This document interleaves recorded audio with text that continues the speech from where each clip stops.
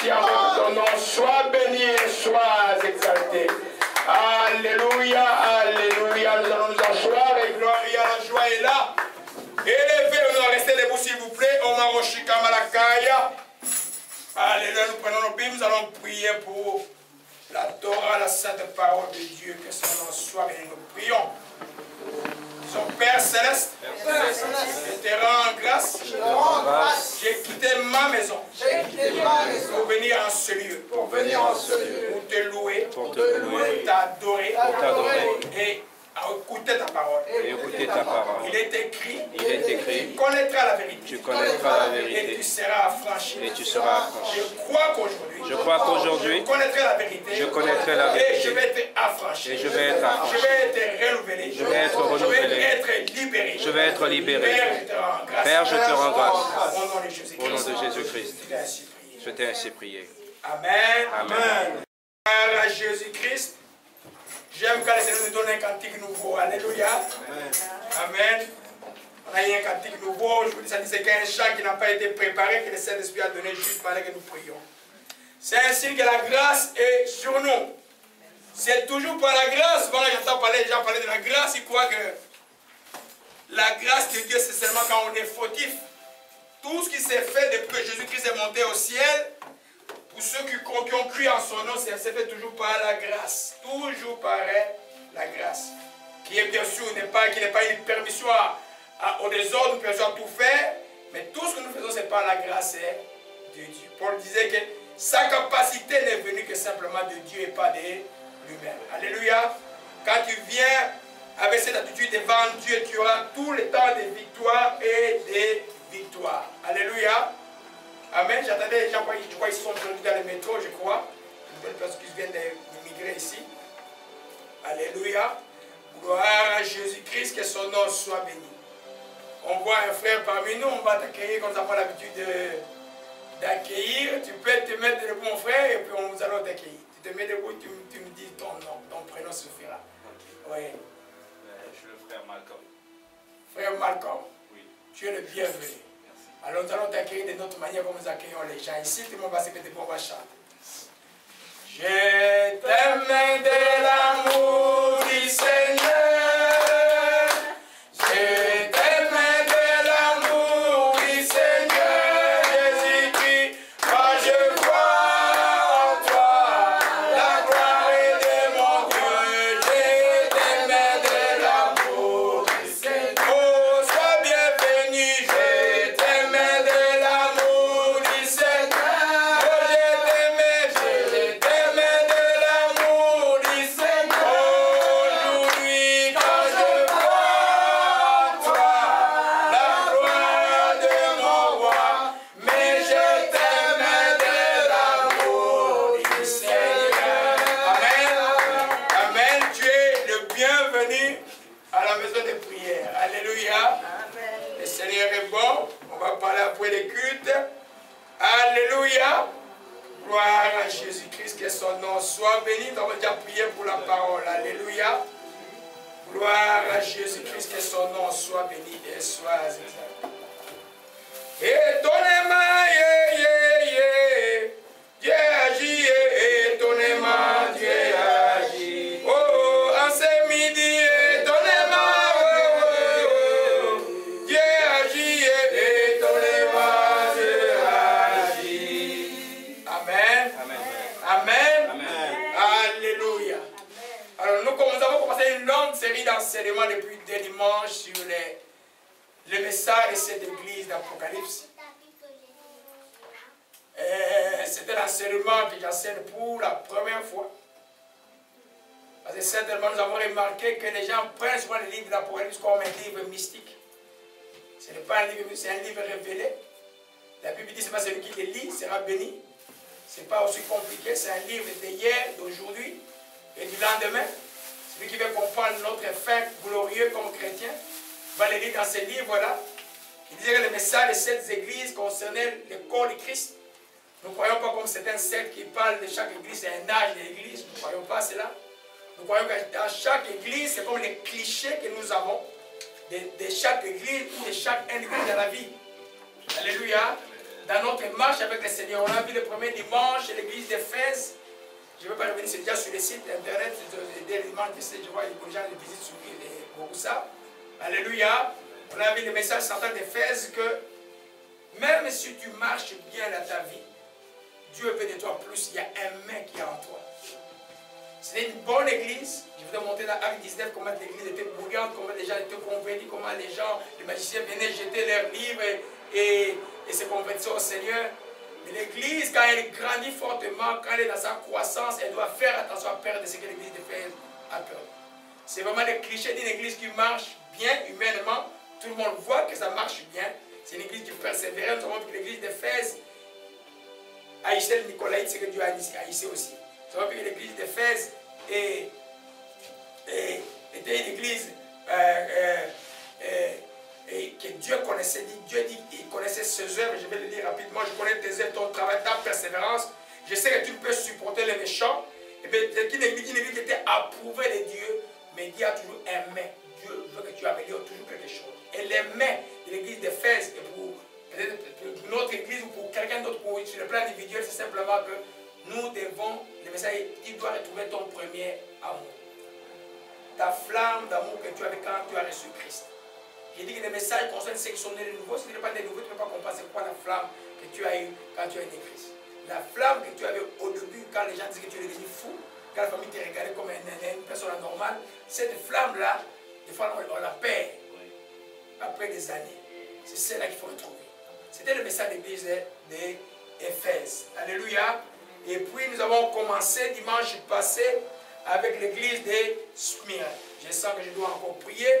Saint-Esprit, je te rends grâce encore pour ce que tu as mis dans mon cœur. Oh, merci de me rappeler cela. Seigneur, je te rends tout simple ma grâce encore. Je te dis merci. Au nom de Jésus-Christ, comment ainsi prier. Amen. Amen. Alors nous allons dans Apocalypse chapitre 2 à partir du verset 8. Nous allons continuer l'enseignement sur l'église de Smyrne. Alléluia. Amen. Alléluia. Amen. Nous lisons la parole du Seigneur. Écrit à l'ange de l'église de Smyrne, voici ce que dit le premier et le dernier, celui qui était mort, qui est revenu à la vie. Je connais ta tribulation et ta pauvreté, bien que tu sois riche. Et les calomnies de la part de ceux qui se disent juifs qui ne le sont pas, et de ceux qui sont une synagogue de Satan. Ne crains pas ce que tu vas souffrir. Voici le diable jettera quelques-uns de vous en prison, afin que vous soyez éprouvés. Vous aurez une tribulation de 10 jours. Sois fidèle jusqu'à la mort. Je te donnerai la couronne de vie. Que celui qui a les oreilles entende ce que l'Esprit dit aux églises. Celui qui vaincra n'aura pas à souffrir la seconde mort. Alléluia. Amen. Dimanche passé, nous avons commencé avec le premier principe qui disait que Dieu connaît ta tribulation et tes ennemis. Ta tribulation n'est pas nécessairement due à une malédiction. Il y a beaucoup d'enseignements qui donnent que quand tu souffres, nécessairement tu mouris. Amen. Mais la tribulation, c'est un héritage chrétien. Quand nous parlons de la tribulation, je vais revenir sur ça, je vais vous définir la différence entre la tentation et l'épreuve. Amen. La tribulation, c'est un héritage chrétien. Si tu es chrétien, il y aura un jour, tu vas avoir des tribulations où Dieu va éprouver ta foi. Il a commencé avec notre père de la foi, Abraham, il ne nous laissera pas tranquille. Alléluia. Et on a vu ça dimanche passé, on a dit simplement que beaucoup de tribulations qui peuvent arriver dans la vie de celui qui marche droit devant Dieu, c'est simplement que cela est permis par Dieu. Amen. C'est quoi le texte des Romains, nous avons dit simplement que tout concourt au bien de ceux qui aiment Dieu, qui sont appelés selon son dessein. Tout concours, ce n'est pas nécessairement les bonnes choses, c'est plus encore les mauvaises choses. Amen. C'est pourquoi dans l'épreuve, quand l'épreuve arrive, Dieu a un moyen, il sait comment faire pour tourner les choses à ton avantage. Le deuxième principe que nous avons vu, je rappelle pour nos bien-aimés qui viennent d'arriver, la tribulation et la pauvreté n'est pas signe d'absence de Dieu en toi. Amen. Je sais qu'il y a beaucoup de messages de prospérité. Nous croyons que la prospérité, elle est d'abord spirituelle, elle est psychique, et puis elle est au niveau du corps. Alors ce qu'on appelle la richesse, je vous l'ai dit, et cette forme de richesse, cette forme de prospérité n'est pas nécessairement ce que les gens croient. Vous n'allez pas tous être Billy Gates pour dire que tu es béni. La bénédiction n'est pas nécessairement l'argent, sinon les chrétiens seraient les gens les plus riches de la terre. Ils ne sont pas, et je crois qu'ils ne seront même pas. Amen. Ils ont une autre richesse qui n'est pas apparente. Alléluia. C'est pourquoi quand tu manques, ne crois pas que Dieu n'est pas avec toi. Amen. On a pris l'exemple de Joseph. J'ai posé la question dimanche passé. Il dit, mais Joseph, quand ses frères l'attrapaient et les vendaient, est-ce qu'il pouvait avoir une idée qu'il était béni? Non. Mais il était dans la bénédiction de Dieu. J'ai démontré que la bénédiction n'est pas nécessairement la conséquence de la bénédiction. Souvent les gens ignorent, ils croient que la conséquence de la bénédiction, ce qui est visible, ce qui est palpable, c'est ça la bénédiction. Non, non, non. La bénédiction, elle est éminemment spirituelle. Alléluia. Amen. C'est pourquoi, si ton cœur là, tu ne sais pas les garder, c'est très difficile d'avoir la bénédiction. Parce que Jésus a dit seulement de ton sein qui coulera les sources de vie. Amen. Il faut garder ton cœur. L'amertume dans le cœur, ces choses comme ça dans le cœur, quelqu'un qui ne peut pas prospérer. Tu peux avoir l'argent, tu ne prospéreras pas. Amen. Alléluia. Nous parlons de la bénédiction de l'Éternel. Alléluia. On a parlé de ça longuement et je vais sauter rapidement. Je crois qu'on s'était arrêté à ce que l'Esprit de Dieu peut annoncer que tu vas souffrir. Tu peux avoir une prophétie qui t'annonce les tribulations. Tu dis quand tu es dans le service de Dieu, quand vous êtes devant une église qui marche dans la vérité, hein, je ne dis pas que vous allez tous vous avez la tribulation toute la vie, non, non. Mais il y a un temps où Dieu va permettre à ce que vous soyez éprouvés. Amen. Alors, vous voyez dans Proverbe chapitre 2, au verset 9, il dit, je connais ta tribulation et ta pauvreté. Et non, au verset 10 plutôt, ne crains pas ce que tu vas souffrir. Voici le diable jettera quelques-uns de vous en prison, afin que vous soyez éprouvés. Vous aurez une tribulation les 10 jours, sois fidèle jusqu'à la mort. C'est l'Esprit de Dieu qui annonce cela. C'est Dieu qui dit que mon fils, tu vas souffrir. Alléluia. Souvent, quand quelqu'un te dit une problème, tu vas y aller. Non, au nom de Jésus, je ne fais pas ça. Beaucoup de gens disent ça. Au nom de Jésus, je ne fais pas ça.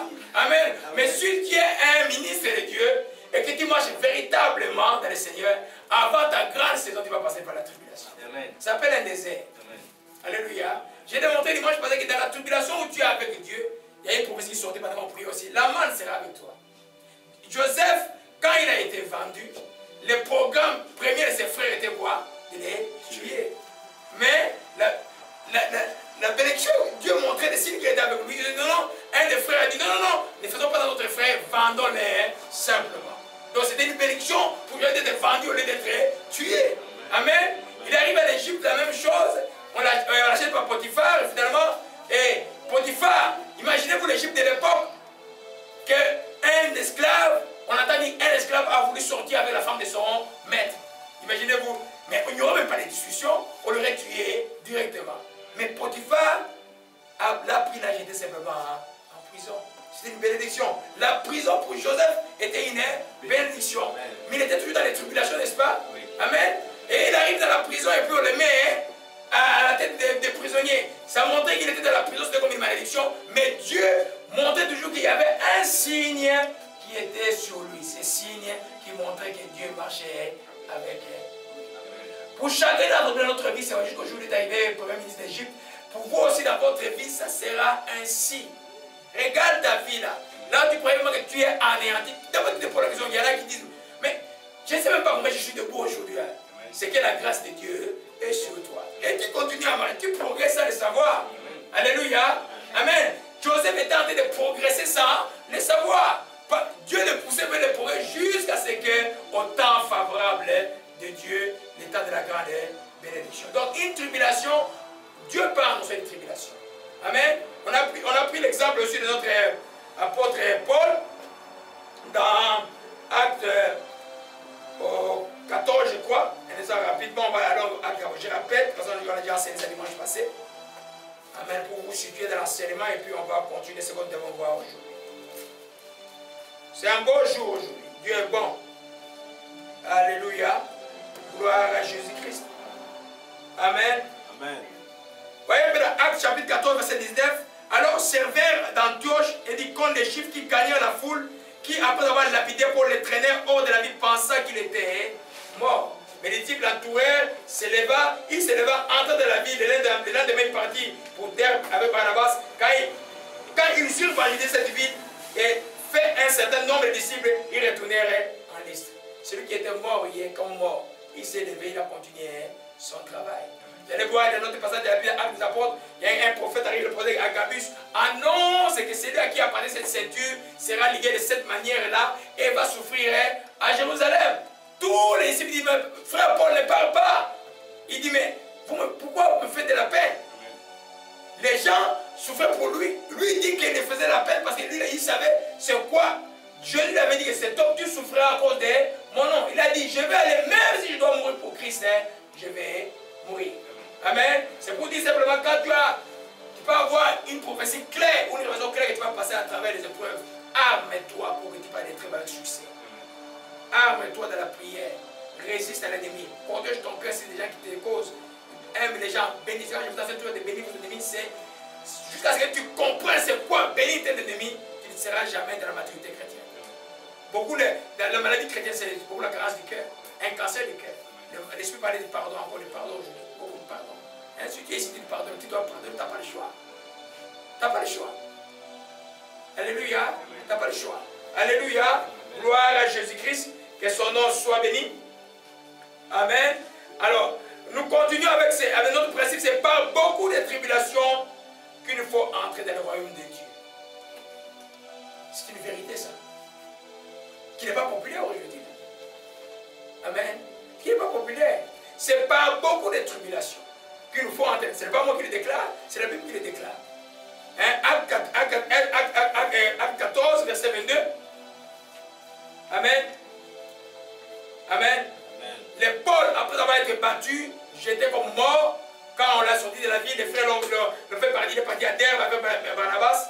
Il arrive à Antioche et puis dit, fortifiant l'esprit des disciples, il les exhortant à persévérer dans la foi en disant, c'est par beaucoup de tribulations qu'il nous faut entrer dans les royaumes de Dieu. Amen. Amen. Je vais entrer en détail aujourd'hui, un peu quand je vais dans les sujets d'aujourd'hui, peut-être dans 10 minutes. Amen. Mais juste pour vous dire simplement que quand on parle de tribulation, ce ne sont pas des choses qui viennent de l'extérieur. C'est de l'opposition, de la résistance. Amen. Tu ne peux pas faire un travail de Dieu ou tu ne peux pas progresser dans la chrétienté sans qu'il y ait de la résistance. Il y aura de la résistance. Amen. Il y aura de la résistance. Quand cette tribulation est intérieure, c'est ce qu'on appelle une tentation. On va voir ça la différence entre être tenté et être éprouvé. On va voir ça aujourd'hui. Alléluia. Mais les chrétiens, tu dois pouvoir savoir que Dieu t'a outillé.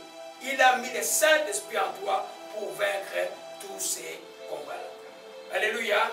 Donc, ce n'est pas étonnant qu'il arrive qu'un enfant de Dieu soit... Je connais des bons enfants qui à un moment, qui ont tout abandonné dans le monde. Il arrive dans la chrétienté comme... Je prends juste l'exemple du frère Guy quand il était né en 2001. Il me pose la question, il dit, mais... frère, c'est ça être chrétien? Mais moi, quand j'étais pas chrétien, je n'avais pas de problème comme ça. Vous voyez un peu? Je n'avais pas de problème comme ça. Vous voyez un peu? J'ai dit, mais parce que tu voyais différemment. Amen. Ils ont passé un hiver terrible avec notre sœur Marie-Claire. Mais, je dis, vous voyez la situation, ils sont bien aujourd'hui là. Amen. Mais d'abord, spirituellement, très bien. Le reste, ça ne suit pas après. Alléluia. C'est tout à fait normal qu'il y ait des tribulations. Parce que ta foi là, il n'y a pas de foi sans épreuve. Elle doit être éprouvée. La foi, quand elle est éprouvée, produit ce qu'on appelle la persévérance. Alors, quand elle n'est pas éprouvée, il n'y a pas de chrétien qu'on ne peut pas appeler chrétien persévérant. Il n'y a pas une chrétienté de oisiveté. Il n'y a pas de chrétien où tu vas dormir tranquillement. Tu es en combat parce que tu as un ennemi qui tous les jours a un plan contre toi. Satan tous les jours, ou ceux qui travaillent contre nous, que ce soit dans la famille, à l'intrafamille, à l'extra-familial ou dans la ville, ils ont un plan contre les enfants de Dieu. Mais l'enfant de Dieu doit être armé pour résister à cela. Alors, des fois, on n'est pas tout le temps en alerte, il peut te donner une flèche et puis tu te réveilles, ça te réveille encore plus dans la prière. J'ai toujours dit que si tu vas voir un chrétien comment il est, frappe-le, tu ne vas pas comment il va réagir. Amen. Alléluia. Amen. Et Satan perd toujours quand il a frappé un enfant de Dieu. Un cadeau de bouger de plus quand vous êtes frappé, n'est-ce pas? Alléluia. Quand vous priez fort, c'est quand vous êtes frappé. Souvent, quand vous êtes bien, vous tournez, il y en a qui savent regarder au Canada inutilement. Amen. Mais quand tu sais que les dangers d'enfant là, tu n'as pas le temps de regarder au Canada. Alléluia. Donc, c'est pour dire simplement, c'est vraiment une vérité de comprendre que nous, comme enfants de Dieu, nous avons un héritage qui est un héritage de tribulation. Mais cette tribulation est toujours temporaire. Ça dit qu'elle termine toujours. Paul a dit que, vous allez dans le texte de Timothée, il dit simplement que de toutes ces choses-là, il les a vaincues. Dans toutes ces choses où il a été éprouvé, il a vaincu toutes ces tribulations. Alléluia. Toi aussi, tu vaincras.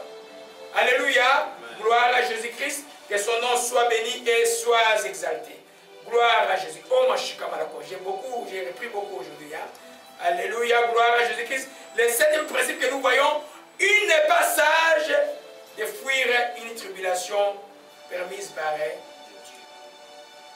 Il n'est pas sage. Dieu t'envoie à une ville, tu commences à évangéliser après une semaine, quand on t'a arrêté une fois, tu fuis. Ce n'est pas sage. Amen. Dieu, tu arrives quelque part, même dans une situation, j'entends souvent les gens aujourd'hui. Vous savez, dans les chrétientés aujourd'hui, j'ai toujours dit qu'il y a deux seules raisons de divorce, n'est-ce pas? Mais c'est la mort et quoi? L'adultère. Alors, mais allez à l'église chrétienne, vous voyez combien les divorces sont. Pourquoi? Parce que les gens, des fois les gens vivent, les frères vivent ou les soeurs vivent des situations intenables. Tu peux écouter, dire, humainement, on ne peut pas supporter cela.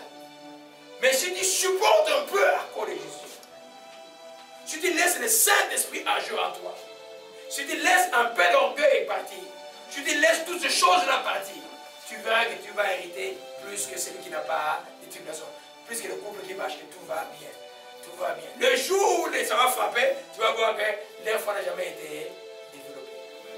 La même chose, je disais, les églises en Afrique, quand un prédicateur vient par exemple de l'Occident, on croit nécessairement qu'il a l'onction de Dieu qui le prie. Non. Parce qu'ils sont comme ces gens-là des Smyrne qui se croient pauvres alors qu'ils sont riches. Riches dans les choses de Dieu. Alléluia. C'est pour nous dire simplement que quand Dieu a annoncé une tribulation, quand Dieu a dit tu vas souffrir, toi enfant de Dieu, comme c'est lui qui a parlé, je vais partir, je vais endurer. C'est pas la peur de la mort, c'est la chose la plus la plus incohérente avec la chrétienté. Les chrétiens doivent enlever la peur de la mort. Vous voyez un peu? Vous allez aujourd'hui, même quand pendant que l'Irak était en guerre, vous avez des missions, les jeunes américains chrétiens, en mission chrétienne, le pays est en guerre là. Quand comment tu comprends ce que Dieu fait dans ta vie, que Dieu t'envoie quelque part, quel que soit, si c'est Dieu qui a dit mon fils, tu vas aller, vas-y. Alléluia. Amen. Amen. Si Dieu dit dans son conseil céleste que tu vas être martyr, tu fais quoi? Au moins tu ne seras pas martyr comme les autres là qui faisaient bon. Tu seras martyr en faisant bien. Alléluia. Gloire à Jésus. Voyons dans Actes chapitre 20. Le Seigneur est vivant, que son nom soit béni. Actes chapitre 21. Amen. Nous sommes en train de voir qu'il n'est pas sage de fuir une tribulation permise par Dieu. Amen. Comment vous savez que Dieu est par une prophétie? Quand une prophétie arrive, ou vous avez une proposition, ou c'est Dieu qui vous a parlé énormément, que vous avez une mission quelque part. Quand vous êtes dans votre mission ou dans le chemin de votre mission et qu'il commence à demander, il y a des signes, des persécutions, des signes qui arrivent. Si c'est Dieu qui a dit vas-y, tu dois y aller. Voyons un peu dans Actes chapitre 1, chapitre 21. Amen. C'est Paul que nous lisons à partir du verset, c'est pas dans Césarée, nous lisons à partir du verset 10. Comme nous étions là depuis plusieurs jours, un prophète nommé Agabus, descendant de la Judée, vient nous trouver. Il prit la ceinture de Paul, les lia les mains, les pieds et les mains, et dit, voici ce que déclare le Saint-Esprit. L'homme à qui appartient cette ceinture, les Juifs les lieront de la même manière à Jérusalem, les livreront entre les mains des païens. Quand nous entendîmes cela, et ceux de l'endroit, nous prions Paul de ne pas monter à Jérusalem. Alors il répondit, que faites-vous en pleurant, en me brisant le cœur? Je suis prêt non seulement à être lié, mais encore à mourir à Jérusalem pour le nom du Seigneur. Comme il ne se laissait pas persuader, nous n'insistâmes pas, nous dîmes que la volonté du Seigneur soit faite. La volonté de Dieu, la révélation était claire. Paul savait qu'il souffrait pour Dieu. Mais Dieu est venu confirmer sa mission par le prophète Agabus, qui est venu simplement lui dire, il ne savait pas de qui appartenait la ceinture, il a pris la ceinture. L'homme à qui appartenait cette ceinture sera lié comme ça à Jérusalem. Tous les frères qui étaient là, ils dit, non, ne pars pas. Il a dit, moi je vais partir. Amen. Je vais partir. Si Paul n'était pas parti à Jérusalem, Paul n'allait pas arriver à Rome. Et l'évangile ne sera pas parvenu. Alléluia. Amen. Il est allé, il a souffert, il a été arrêté, et puis finalement, il a demandé qu'il soit, il a appelé à César, il est arrivé à Rome, vous connaissez la suite. Alléluia. Donc il peut y avoir des choses dans la vie. Je ne parle pas d'une tribulation qui t'est arrivée à cause de ta faute. Ça, c'est seulement la repentance. Je parle que tu es dans la mission de Dieu. Ou Une mission ne fait pas seulement les choses de l'église. Ça peut être un travail que Dieu t'a donné. Tout ce que tu as dans la vie, c'est de Dieu. Amen. Dieu t'envoie travailler quelque part où c'est un business que Dieu a ordonné que tu fasses. Quand tu as la tribulation, ce n'est pas le moment de lâcher. Tu dois persévérer. Amen. Chaque fois que Dieu a ouvert une porte, l'ennemi tentera toujours d'arrêter le plan de Dieu. Et c'est sa mission. Mais toi, l'enfant de Dieu, tu dois pouvoir résister. Alléluia. Gloire à Jésus-Christ. Nous voyons que nous revenons dans notre texte d'Apocalypse, nous voyons que l'église de Smyrne, on peut dire que c'est une église persécutée. Amen. Il y a quelque chose que j'avais oublié de vous dire au début. Simplement, dans l'église de Smyrne, Jésus se présente comme les premiers et les derniers, se présente comme celui qui était mort et vivant, il était comme maître de toutes choses. Amen. Dans ta tribulation, quand tu sais que Jésus est avec toi, tu n'as pas à craindre. Amen. Tu n'as même pas acheté des boucs émissaires. Ou même des gens sur qui tu vas t'appuyer. Souvent, lui-même, quand il arrive, il est chez des gens qui vont voir les choses comme lui pour l'appuyer un peu. Non, cherche Dieu. Cherche Dieu. Alléluia. Amen. Donc, nous voyons que c'est une église persécutée. Amen. Une église testée. Amen. Pourquoi était-il testé? La Bible dit ceci, ne crains pas, tu vas souffrir. Le diable jetait quelques-uns en prison, afin que vous soyez éprouvés. Éprouver veut dire quoi? Tester. Voir où tu te tiens. Qu'est-ce qu'il y a vraiment en toi? Dans les cas d'espèce, as-tu vraiment la foi en moi? Alléluia. Parce que c'est dans l'épreuve de la persécution que Démas a dit non. Frère Paul, on est avec toi là. Démas a abandonné, il dit moi je retourne au monde. Travailler avec Paul, ce n'était pas facile. Quand on le frappait, vous aussi vous frappez. Parce que vous étiez avec lui. Ce n'était pas facile pour tout le monde. Alléluia. Amen. Il dit simplement que, afin que vous soyez éprouvés, vous aurez une tribulation de 10 jours. Donc c'est une église persécutée. À l'exemple de beaucoup des églises qui sont en Érythrée aujourd'hui, là, en Égypte aujourd'hui, au Sri Lanka aujourd'hui, et les églises cachées en Chine, c'est des églises qui sont persécutées. Alléluia. Persécuté, ça veut dire simplement que l'ennemi vient pour opprimer, pour vous détruire, pour vous décourager. Alléluia. Jamais tu souviens Jésus-Christ qu'il n'y aura pas un élément intérieur ou extérieur qui tentera de venir te décourager. Il y aura toujours un élément, mais c'est toi-même qui dois pouvoir savoir à qui tu as mis ta confiance. Alléluia. Alors, hier soir, avant que je vous donne les raisons pour lesquelles Dieu a voulu tester cette église et pour les raisons pour lesquelles Dieu te testera certainement dans la vie. Amen. Il y a un enseignement, je crois, sur les sites, sur les 7 raisons pour lesquelles Dieu, les 7 raisons de preuve de la vie du croyant. Mais c'est une autre manière de présenter cet enseignement que je vais aborder tout à l'heure. J'aimerais juste faire la différence pour vous éclairer un peu entre l'église de Smyrne, était-elle tentée ou était-elle éprouvée? Hein? Est-ce qu'elle était tentée ou elle était éprouvée? Alléluia. Amen. Vous voyez que la question était pertinente. Alléluia. Avant de continuer, nous allons voir que l'Esprit m'a enseigné hier, la différence entre la tentation et l'épreuve. Alléluia. La tentation et l'épreuve. L'église était éprouvée. L'église n'était pas tentée. Amen. L'église n'était pas... La tentation, toute tentation est une épreuve de la chair. Mais toute épreuve n'est pas une tentation. Je vais expliquer tout à l'heure. Alléluia. Les tentations, c'est souvent au niveau individuel. Amen. Dieu ne tente personne. C'est toi-même, ta convoitise qui va te pousser à la tentation. On va voir ça en détail tout à l'heure. Alléluia. Amen. Je disais donc que toute tentation est une épreuve de la chair, car elle procède de la chair, de la vue et du monde. On va voir ça tout à l'heure, en détail. Prenons un peu dans la Bible, dans 1 Jean 2. Amen. J'ai introduit ce concept pour éclairer un peu votre intelligence spirituelle par rapport aux choses. Amen. Quand vous êtes tenté, c'est souvent les choses qui procèdent de vous-même. Amen. Je vais enseigner comment ça sortir plus tard, mais nous parlons ici des épreuves. C'est des choses extérieures, des éléments extérieurs qui viennent pour te brimer, pour te bloquer. Ou même le but est simplement de te faire renoncer en Christ. Alléluia. Gloire à Jésus-Christ. 1 Jean 2. 1 Jean 2. Gloire à Jésus-Christ. À partir du verset 6. Amen.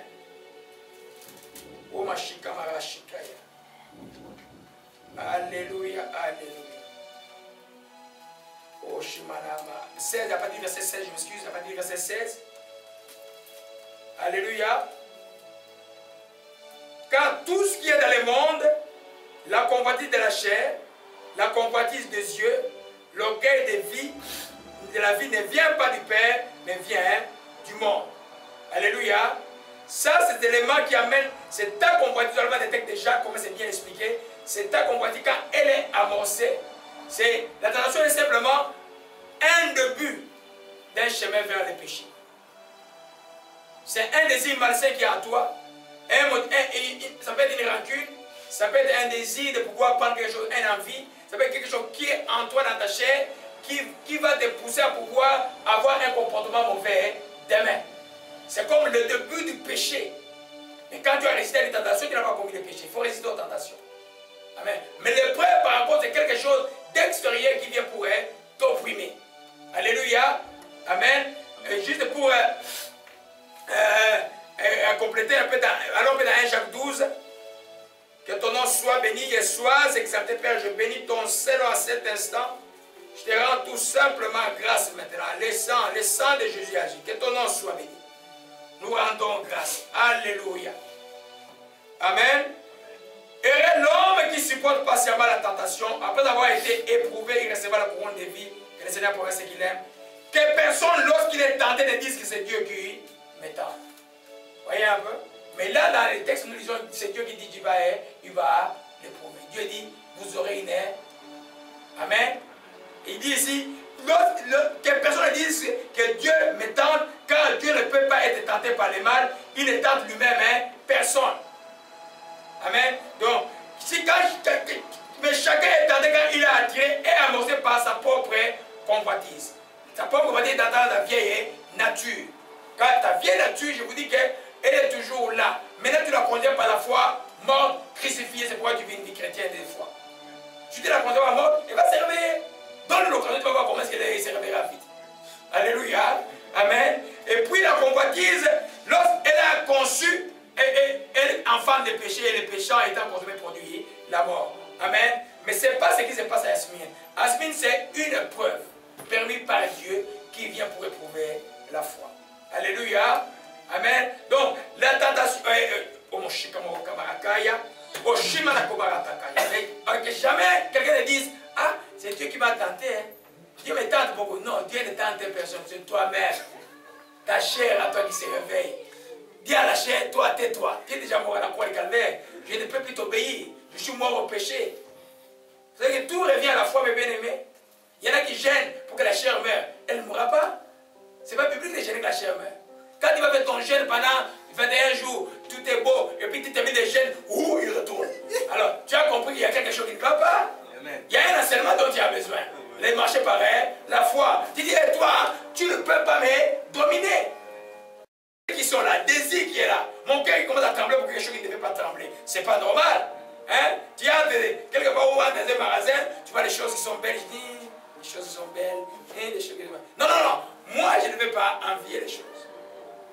Dès que tu sens l'envie, tu quoi tu registres. Tu sens un sentiment de jalousie avec ton frère, ton sœur. Non, non, non. Moi, je suis de Dieu. Jalousie, tu n'as pas de place à moi. C'est comme ça qu'on résiste à la tentation. Tu dois parler. Jésus a résisté à la tentation avec la parole. Tu dois pouvoir parler. Amen. Mais ça, là, ce n'est pas ça qu'on parle à Smyrne. À Smyrne, on parle d'une épreuve. Ils vont être persécutés. Je vous ai expliqué le contexte. C'est l'empereur Domitien qui persécutait les chrétiens qui régnaient à Rome et il était ennemi des chrétiens. Donc là était la persécution contre les chrétiens. Parce que ça devenait dangereux pour l'empereur parce que vous savez, Domitien c'est comme Néron, c'est des gens qui se considéraient comme des dieux. Et ils ne pouvaient pas connaître qu'il y ait un autre Dieu dans l'Empire romain. Alléluia. Gloire à Jésus-Christ. Amen. Alléluia. Donc nous comprenons que vous ne soyez pas dans la confusion entre l'épreuve. Ici nous parlons, parce qu'il y a certaines versions de la Bible qui sont mal traduites. Ici nous parlons de l'épreuve. Alléluia. Alléluia. Amen. Amen. Donc quand il y a épreuve, Dieu peut permettre que tu sois testé. Ça peut être l'épreuve de la pauvreté. Toi, depuis que tu es né, tu as toujours eu des cuisiniers. À un moment tu deviens chrétien. la richesse de la famille disparaît. Hein? Amen. Alors Dieu veut prouver ta foi parce que c'est facile de croire quand Dieu sur le lieu, on veut te servir. Maintenant, toi, pendant que tu es dans l'épreuve, Dieu peut t'enseigner par exemple comment s'intéresser à l'autre. Comment aider l'autre. Hein? Parce que tu ne peux pas aider quelqu'un véritablement si tu n'as jamais été dans une situation de cette personne-là. Alléluia, c'est une des raisons des épreuves aussi. Amen. Alors nous comprenons que l'église de Smyrne, c'est une église qui marchait bien, qui était fidèle à Dieu, mais Dieu a permis par sa souveraineté qu'ils vont passer par une épreuve. Alléluia. Gloire à Jésus-Christ. Gloire à Jésus-Christ, que son nom soit béni et soit exalté. Amen. Je disais encore autre chose que l'épreuve, la définition de l'épreuve, si vous voulez la voir, c'est seulement les tests de la foi. Les tests de la foi. Si ta foi est éprouvée tous les jours, elle est éprouvée, elle résiste. Elle est éprouvée, elle résiste. Elle est éprouvée, elle résiste tous les jours. Tu deviens une personne persévérante. Ta foi vient produire ce qu'on appelle la persévérance. Alléluia. C'est la foi qui n'est pas éprouvée, elle n'est pas une. Alléluia. Amen. Amen. Nous allons vers la Genèse 22. Genèse 22. Amen. Vous voyez un peu la différence entre la tentation et l'épreuve. L'épreuve, c'est le test de la foi. Genèse 22 nous parle d'Abraham. Amen. Vous voyez qu'à partir du verset, vous connaissez l'histoire. Abraham mis à l'épreuve par l'Éternel qui lui ordonne d'offrir en holocauste son fils Isaac. Amen. Au verset 1, après ces choses, Dieu mit Abraham à l'épreuve et lui dit, Abraham répondit, me voici. Après ces choses, il mit Abraham à l'épreuve. Cette épreuve est de prendre ton fils, ton unique que tu aimes, Isaac, va-t'en au pays de Moria, offre-le à l'holocauste sur l'île de montagne que je te dirai. Amen, ça c'est pas une tentation, c'est une épreuve. C'est Dieu qui dit, la chose que tu as le plus cher, donne. Comme tu peux avoir quelque chose, hein, et tu es dans ton frigo, là, il me dit, il te reste un pain, et puis un frère arrive.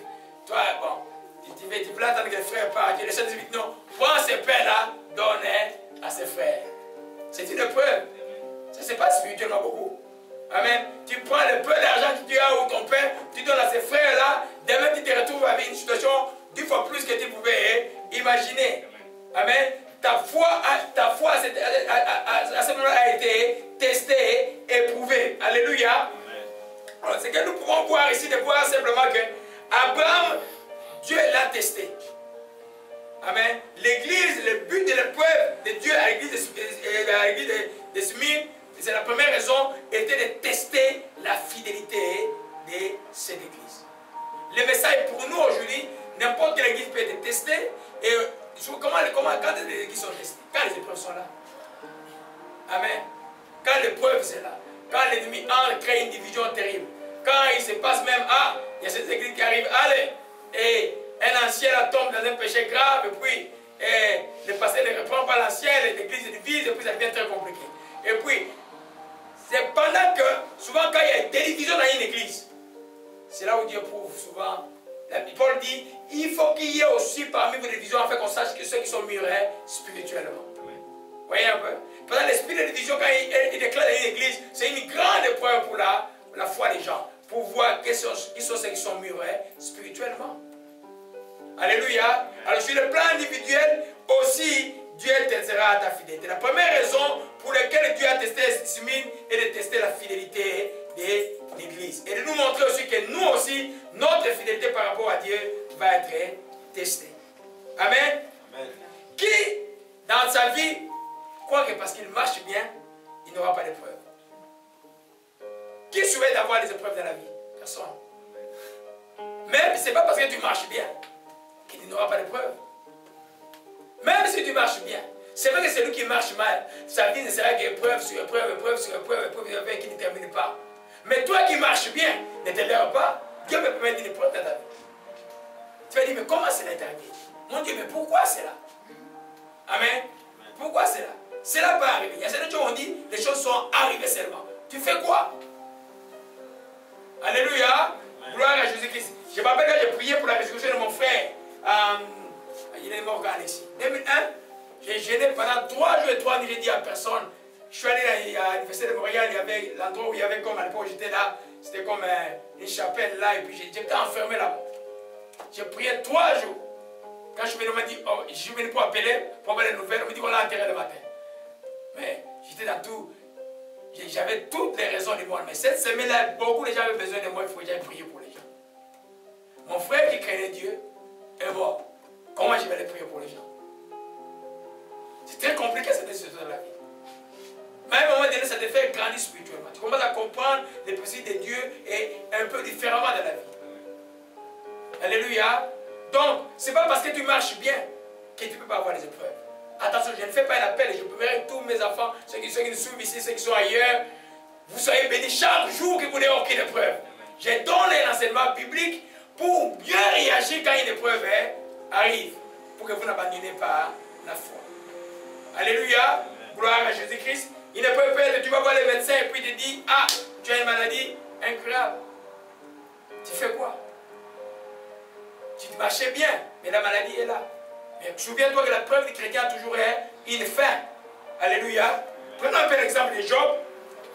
On ramène l'enseignement sur le plan individuel. Gloire à Jésus-Christ. Oh, le Seigneur est bon, que son nom soit béni. Gloire à Jésus-Christ. Amen. Le Seigneur est bon. Job, amen, était tranquille. Il craignait Dieu. Il faisait le bien tous les jours. Il était honoré dans la vie. Il enterrait les morts qui n'avaient pas les gens pour les enterrer. Et quand ses enfants sortaient pour les festins, ils revenaient dire, ah, peut-être ils ont commis un péché. Il offrait quelque chose à Dieu. Aujourd'hui, on dit, il gênait pour que Dieu fasse grâce à ses enfants. C'est quelqu'un qui craignait Dieu. Amen. Et puis, Satan vient se présenter devant Dieu. Il dit simplement ceci, étant donné sur lui tout ce qui lui appartient, je suis qui te maudit en face. Ok? Et puis Dieu répond, voici tout ce qui lui appartient, je te le livre, seulement ne porte pas la main sur lui, Satan se retirera devant la face de l'Éternel. Alléluia. Alors voyez un peu les jours qui suivaient, et voyez un peu les calamités qu'il a reçues en une journée. Sautons rapidement au verset. Un jour, le fils de Job et les filles mangeaient, buvaient le vin d'abord de leur frère aîné. Il arriva auprès de Job. Un messager lui dit, les bœufs labouraient, les ânesses paissaient à côté d'eux. Les Sabaïens se sont jetés dessus, ils les ont enlevés, ont passé les serviteurs à l'épée. Je me suis échappé moi seul. Il a perdu tout ce qu'il avait comme élevage avec les travailleurs. Il parlait encore lorsqu'un autre vient. Le feu de Dieu est tombé du ciel, a embrasé les brebis et les serviteurs les a consumés. Je me suis échappé moi seul. Oh oh. Il parlait encore lorsque vint encore les Chaldéens formés en 3 bandes, se sont jetés sur les chameaux et puis ils ont pris. Il parlait encore lorsqu'un autre vint, dit tes fils et tes filles mangeaient, buvaient dans la maison de leurs frères aînés. Voici un grand vent est venu de l'autre côté du désert, a frappé les 4 coins de la maison et se sont écroulés sur les jeunes gens. Ils sont morts, je me suis échappé moi seul. Épreuve. Épreuve pour quelqu'un qui craignait Dieu. Job s'éleva, déchira son manteau, se rasa la tête, se jetant par terre, se prosternant. Il a adoré Dieu alors que tout est parti. Déjà, il montrait par là que mon Dieu, je ne peux pas t'abandonner. Moi, j'ai eu des deuils de mes frères. J'ai fait ces deuils-là en pleurant, en louant Dieu. Je loue, je loue, je loue, je loue, je loue, je loue. Parce que tu ne peux pas, l'ennemi, quand l'épreuve frappe, c'est la minute, toi tu dois réagir par une adoration, une louange. N'attends pas d'entrer dans la famille, de pleurer. Quand vous allez faire 2 semaines après, il aura déjà entré dans le cœur. Dès que tu bloques sur les épreuves par une louange, une adoration, vous allez voir que Dieu va renverser les choses. Vous vous souvenez des Actes chapitre 16, Paul et Silas dans la prison, on les avait frappés. Et puis mis dans la prison intérieure la nuit. Ils ne sont pas mis à plaindre, ils commençaient à louer Dieu et les murs de la prison avaient tremblé. C'est-à-dire quand l'épreuve frappe, la première chose que tu fais, montre à Dieu que tu gardes confiance à lui. Alléluia. Amen. Amen. Dans le cas d'esprit, Dieu a annoncé qu'il y aurait des épreuves. C'est pour leur dire seulement quand l'épreuve va arriver, restez fidèles parce qu'il y a quelque chose qui vous attend de précieux et une couronne de vie qui vous est réservée. Amen. Et puis, il dit, je suis sorti nu de ma mère, nu je retournerai au sein de la terre. L'Éternel a donné, l'Éternel a ôté, que le nom de l'Éternel soit béni. Amen. Amen. Et c'est quand il disait ça, il y avait la joie de ton cœur? Non. Mais la conviction qu'il appartient à Dieu était là. La conviction que nous avons vu dans le texte sur Jésus se présente comme l'alpha et oméga, que Dieu est alpha et oméga, il contrôle toutes choses. Et là, si cela est arrivé, c'est qu'il a permis. L'épreuve de Job, comme celle que Dieu annonce à Smyrne, était permise par Dieu. Alléluia. Amen. Alors nous comprenons que Dieu testera notre fidélité. À un moment donné, tu vas te rendre, des fois tu vas te dire, mais est-ce que Dieu est encore avec moi ou pas? Amen. Mais il est là. Il est là. Vous allez voir tous les textes de Job, toutes les causeries des amis qui sont venus. C'est une grande discussion. Des fois il a raison, des fois il a tort. Des fois les jeunes hommes Eliphaz vient montrer devant que Job, non, tu ne peux pas avoir raison devant Dieu. Parce que devant Dieu, aucun homme n'est juste. Et les gens avaient un peu raison. Mais à la fin de toutes choses, Dieu qui a permis l'épreuve, il a demandé à ce que ces amis-là viennent pour que Job prie pour eux. Et dès qu'il a prié pour eux, il ne peut pas prier pour quelqu'un que tu n'as pas pardonné. Dès qu'il a prié pour eux, sa grande bénédiction était là. Tout était retourné. Alléluia. Que ce soit sur le plan de l'église, le plan individuel, Dieu, l'épreuve est là pour tester ta fidélité. Amen. Nous prenons encore un exemple rapidement. Oh, prenons un peu des Corinthiens. Des Corinthiens. C'est pourquoi pendant l'épreuve, ce n'est pas le moment de dormir sur le lit. Pendant l'épreuve, ce n'est pas le moment de se plaindre. Non. Active une louange, sois dans la louange tout le temps. Remets à Dieu la gloire. Montre à Dieu qu'il est au contrôle de toutes choses. Montre-lui. Tu verras que d'abord, la première chose qui va arriver, tu vas avoir la paix. Et quand tu as la paix, tu peux réfléchir. Si tu n'as pas la paix, tu ne peux pas prendre une décision sage. Tu vas encore aller d'erreur en erreur. Alléluia. Gloire à Jésus-Christ. Que ce soit même l'épreuve permis par lui-même pour ceux qui ont la tribulation à cause de leurs propres fautes. Qui vient devant Dieu, dit mon Dieu, je reconnais que je suis fautif, que cela est arrivé par ma faute, je demande pardon, tu demandes pardon, tu pardonnes les gens, et tu remets, tu fais montrer à Dieu que sans lui tu ne peux rien faire. Et que tu as compris que la faute, ton comportement t'a amené à là où tu es. Et il est un Dieu de miséricordieux. Dieu ne rejette pas ceux qui reviennent vers lui. Alléluia. Nous prenons un peu dans 2 Corinthiens 12. Gloire à Jésus-Christ. Oh, Rachachana, la cœur de la garde seulement la joie. Garde beaucoup de joie. Amen. Amen. Amen. Alors, c'est un autre exemple. Dieu, il peut, quand tu as quelque chose de glorieux que Dieu a mis, il peut permettre de mettre quelque chose qui va t'empêcher, toi, de croire vraiment que tu es important, de tomber dans l'orgueil. Vous voyez l'exemple que nous prenons ici, ça parle d'un homme qui a été ravi à l'esprit, qui a été allé au 3e ciel, qui a entendu des paroles qu'un homme ne peut pas attendre. Cet homme-là était Paul. Et l'apôtre dit ici, au verset 4, il fut élevé dans le paradis, il a entendu les paroles des femmes qui n'est pas permis à un homme d'entendre. Je me glorifiais d'un tel homme, mais de moi-même je ne me glorifierai pas. Il dit au verset 7, pour que je ne sois pas enflé d'orgueil à cause de l'excellence des révélations, il m'a mis une échelle dans la chair, un ange de Satan pour me souffleter, pour m'empêcher de m'orgueillir. J'ai prié le Seigneur de l'éloigner de moi. 3 fois j'ai prié le Seigneur de l'éloigner de moi. Il m'a dit, ma grâce te suffit car ma puissance accomplie dans la faiblesse. Les chars que Paul avait étaient permis par Dieu. Amen. Il a gardé jusqu'à l'extrême vieillesse. Amen.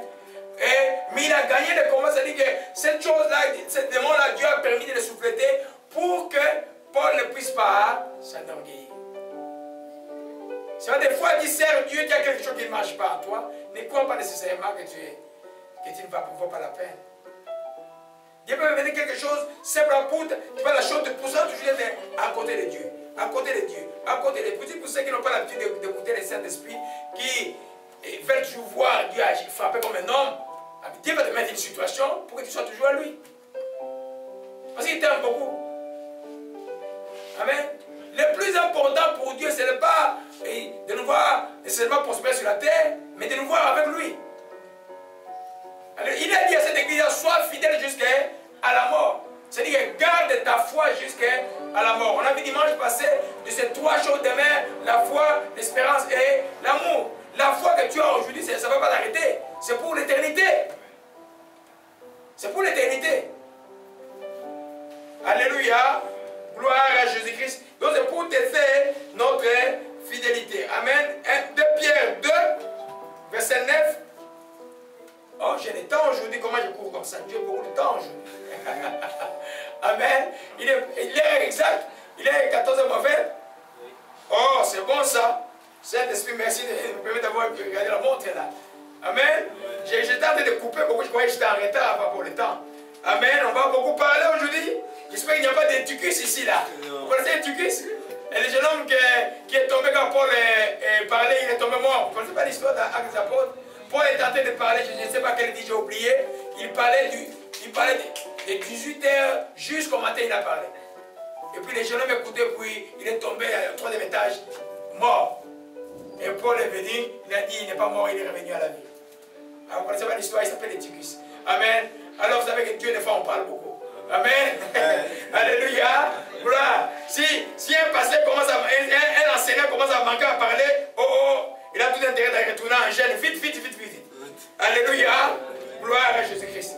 2 Pierre 2. Oh, gloire à Jésus-Christ. Que son nom soit béni. Oh, ma chika marakaya. 2 Pierre 2, verset 9. Alléluia. Amen. Amen. Le Seigneur sait délivrer de l'épreuve les hommes pieux et réserver les injustes pour être punis au jour du jugement. Amen. Il sait délivrer quoi de l'épreuve les hommes pieux. Donc les hommes pieux ne sont pas dispensés de l'épreuve. Ce n'est pas parce que tu es pieux, tu es chaque 5 du matin avec moi en prière, et puis tu gênes chaque jeudi, et puis tu crains les gens, et tu crains Dieu plutôt, tu passes de l'amour, avec l'amour de Dieu, tu vas un peu le faire. Que tu n'auras pas une épreuve, il y aura une épreuve. Parce que ta foi a besoin d'être éprouvée quelque part. Amen. Parce que si n'est pas éprouvée, ne sera pas une foi. Amen. Alléluia. Amen. Il dit Dieu sait délivrer de l'épreuve. En d'autres termes, l'épreuve que Dieu promet à l'église de Smyrne aura une fin. Il a dit 10 jours. Amen. C'est un langage spirituel, symbolique. 10 jours. On ne sait pas si c'est 10 années ou c'est 10 mois. Amen. Je n'entre pas dans une explication biblique qui est en dehors de la Bible. Moi, quand la Bible ne me donne pas l'explication de quelque chose, je ne commande pas dessus. Alléluia. Prenons 10 jours. Amen. Alors, il y en a qui peuvent expliquer, non, c'est 10 années, ce n'est pas notre problème. De toute façon, Smyrne n'existe plus. Les ports, ils appellent les Smyrne aujourd'hui, là, il n'y a même plus de chrétiens là-bas. C'est en Turquie, hein. C'est le deuxième port de Turquie. Alléluia. Alors, nous comprenons maintenant que si Dieu sait délivrer l'homme de l'épreuve, l'homme pieux ne sera pas dispensé des épreuves. Il y aura des épreuves, mais tu vas t'en sortir. N'importe quelle épreuve, tu vas t'en sortir. L'avantage d'être pieux, c'est que pendant l'épreuve, tu es toujours du côté de Dieu. On a vu que Dieu se présente à Smyrne comme Alpha et Oméga. Lui, il contrôle toutes les choses. Quand Satan est allé, qui a permis à Satan de toucher Job? Dieu. Amen. Alléluia. Comme nous avons vu là, quand il y a une épreuve, il dit, vous savez, il y a une épreuve qui arrive. Dieu ne peut pas produire un acte méchant. Mais c'est les démons, les gens qui appartiennent au Satan qui vont produire des actes méchants. Amen. Amen. Mais toi, sois du côté de Dieu. Alléluia. Donc notre fidélité, mes bien-aimés, sera testée. Cette église-là marchait bien. Elle était une église fidèle. Mais Dieu montre là-bas très haut, dit, sois fidèle jusqu'à la mort. Soyez francs. Qui a peur de la mort ici? Est-ce que ne pas avoir peur de la mort, ça signifie que tu ne peux pas prier quand tu es malade? Non. Non. Tu dois être serein comme chrétien. Moi, j'ai accompagné beaucoup de gens dans les derniers jours de leur vie. Tu peux être serein. Quand j'accompagne quelqu'un qui a reçu Christ, il est serein. Des fois, il va regarder, ça veut dire, il y en a qui, je connaissais un monsieur qui était sûr qu'il était guéri, mais il est mort avec cette foi-là. Sûr qu'il était guéri. Il est mort. Je connais, je vous ai raconté l'histoire d'un jeune, monsieur du Congo, il était dans le Congo, que jamais il n'arrivait pas à pardonner. Les jours où il a pardonné à l'hôpital juif, on est en 99, il s'est mis debout. Nous, on était à l'église, je voyais une vision. Ah, c'est quand je vois cette vision, je dis que la personne est morte. Il s'est mis le bon là pour qu'on s'est promené le soir, on était vendredi soir. Il dit dimanche, je vais revenir pour qu'on loue Dieu. Je suis sûr qu'il m'a dit, tu vas être à la maison. Je rentre, il est mort. Mais je voyais la gloire de Dieu. Alléluia. Amen. Ça veut dire simplement, la mort des chrétiens, ce n'est pas une mort souhaitée par les chrétiens, c'est les gens qui veulent venir te tuer. Parce que les gens en Corée du Nord, dans les années 50, où on posait la question à tout le Corée du Nord, c'était une nation chrétienne, hein, et la partie communiste, il y a eu beaucoup de martyrs chrétiens dans les années 50 dans la guerre, quand le communisme a pris le pouvoir là-bas. On posait la question aux gens, renonce à Jésus-Christ ou on te tue. Ils refusaient. Les Asiatiques, quand ils croient, c'est sérieux. Hein? C'est sérieux, ils ne sont pas comme certains gens de chez nous. Là, le matin, il a l'église, le soir, il va toucher le crâne de l'ancêtre. Non, non, non. Les Asiatiques sont très sérieux quand ils sont dans le Seigneur. Amen. Beaucoup sont morts comme martyrs. C'est de ça que je parle. Quand la persécution d'une église, quand on arrive à comme nos frères qui sont en Érythrée ou ailleurs, les chrétiens sont vraiment persécutés, ces gens sont en Égypte, là, 60 églises ont été brûlées il y a des semaines. Vous en avez entendu parler? Non, l'Occident nous parle encore des islamistes. Ils sont même pro-morsi, je ne sais pas quoi. Là. Mais l'église chrétienne souffre en Égypte. Nous avons prié pour l'Égypte tout le temps, vous étiez ici depuis plus de 6 mois. Nous disons que la volonté de Dieu soit faite en Égypte. Quel que soit le pouvoir qui est là, que la volonté soit. Nous, notre c'est que les chrétiens soient en paix. Alléluia. Ils souffrent beaucoup. Alléluia. Donc, l'église de Jésus-Christ persécuté existe encore aujourd'hui. C'est pourquoi quand vous êtes ici, là, votre pression beaucoup sera spirituelle.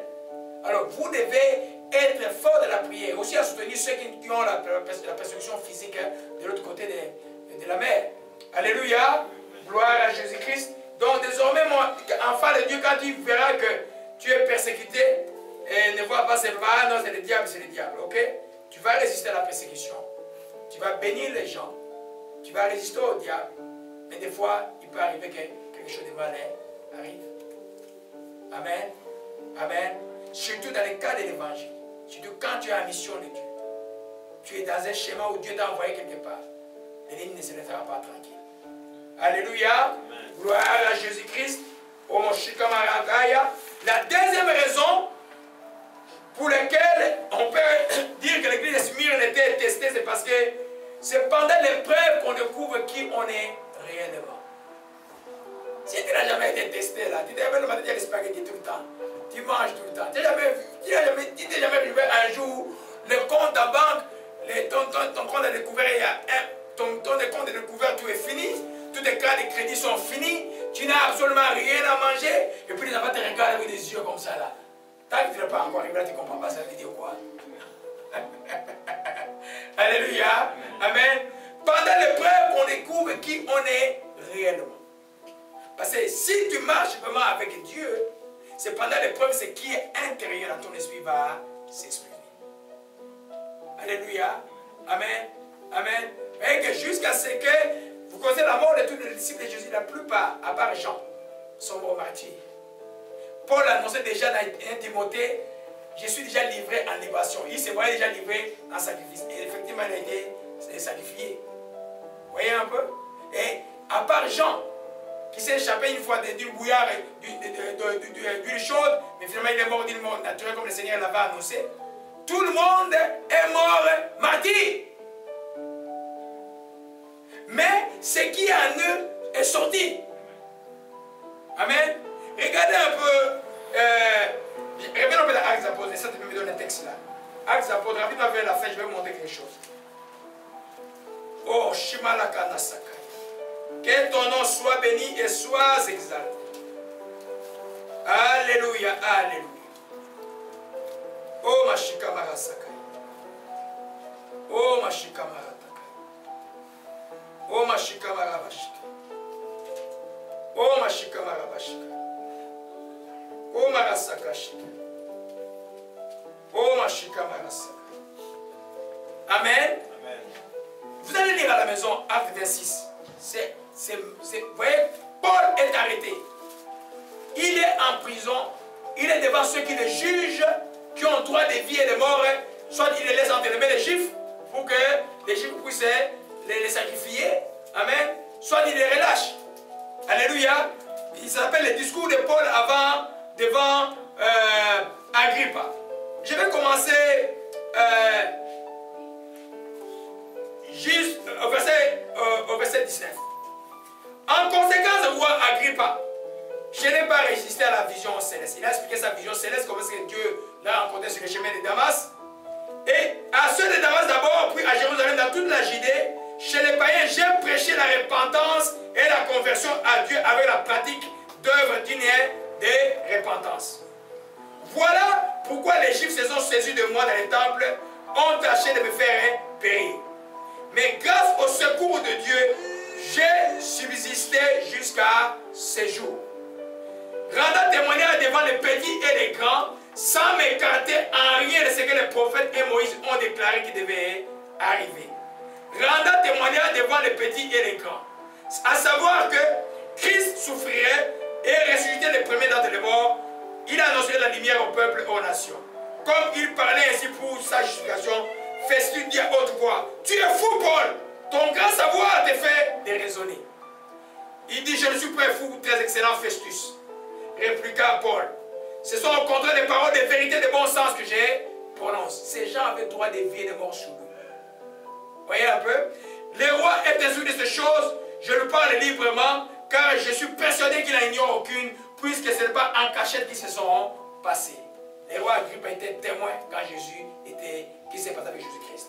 Crois-tu au prophète roi Agrippa? Il pose le roi qui est sur le trône, lui qui est prisonnier avec les chaînes. Il dit, roi Agrippa, crois-tu au prophète?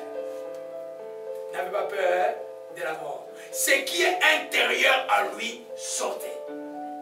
L'oppression était là, mais ce qui est intérieur à lui dans cette épreuve, il n'a pas dit, oh je suis comme fait sortir de prison et puis je vais parler après. Non, il a parlé devant. Amen. Il dit, et Agrippa dit à Paul, tu vas bientôt me persévérer de devenir chrétien.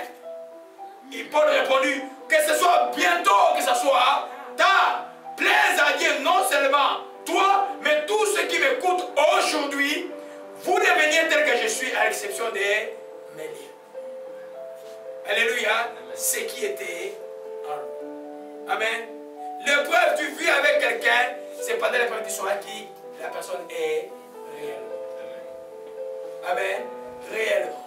Et c'est pourquoi dans ta vie là, c'est extrêmement important pendant l'épreuve, c'est alors que tu vas te découvrir toi-même qui tu es. Amen. On va appuyer cela par la parole de Dieu. Alors dans Proverbe 24, verset. Oh, gloire à Jésus-Christ, que son nom soit béni et soit exalté. L'amen, l'amen est là. L'amen est là, alléluia. Gloire à toi, que ton nom soit béni. Proverbe 24, verset 10. Amen. Le Seigneur est bon. Nous sommes là nous tous. Proverbe 24, verset 10. Nous le lisons. Si tu faiblis au jour de la détresse, ta force n'est que détresse. Répétons encore. Si j'ai faibli pendant la détresse, ma force n'est que détresse. Mais quel rapport avec la foi? Qui a suivi l'enseignement que j'ai donné sur les symptômes de la foi? La force est un symptôme de la foi. Garder la force quand tu es éprouvé montre que tu as la foi. Celui qui a la foi est fort. Alléluia. Et juste pour vous asseoir un peu votre ce que j'ai dit là. Amen. Allons dans 1 Jean 2 verset 4. 1 Jean 2 verset 4. Nous sommes en train de voir que pendant l'épreuve on découvre qu'on est réellement. Et à la détresse de Proverbe 24 verset 10. Si tu faiblis pendant la détresse, ta force n'est que détresse. Alléluia. Amen. 1 Jean 2 verset 14. Je vais demander juste à Frère Jimmy, tu peux nous lire ça dans la français courant. Français courant. Proverbe 24 verset 10. Et puis je vais aller dans Jean 2 verset 14. Alléluia. Alléluia. Je lis au nom du Seigneur. Amen. Proverbe 24, verset 10. Si tu perds courage au jour du péril, ton courage est bien faible. Amen. Si tu perds courage au jour du péril. Amen. Voyez un peu la traduction là. Le courage et la force, c'est un symptôme de la foi. Quand Dieu annonce quelque chose, même une tribulation, même une mission, vous vous souvenez de Josué? Dieu a dit quoi? Prends courage. Amen. C'est-à-dire que la foi là, sans la force et le courage, il n'y arrive pas sans problème. Parce que la foi appelle un mouvement. Et le mouvement, tu le fais dans l'adversité. Pour eux, l'église de Smyrne devait avancer. Dieu a dit simplement, Dieu a dit simplement, vous aurez une tribulation de dire, soyez fidèles jusqu'à la mort, persévérez jusqu'à la mort, soyez courageux jusqu'à la mort. Ça ne veut pas dire que tous vous allez mourir, mais Dieu met les standards que toi, chrétien, ta fidélité, c'est jusqu'à la mort. Et c'est vraiment jusqu'à la mort. La mort n'est qu'un passage. Si tu es resté fidèle jusqu'à la mort, c'est que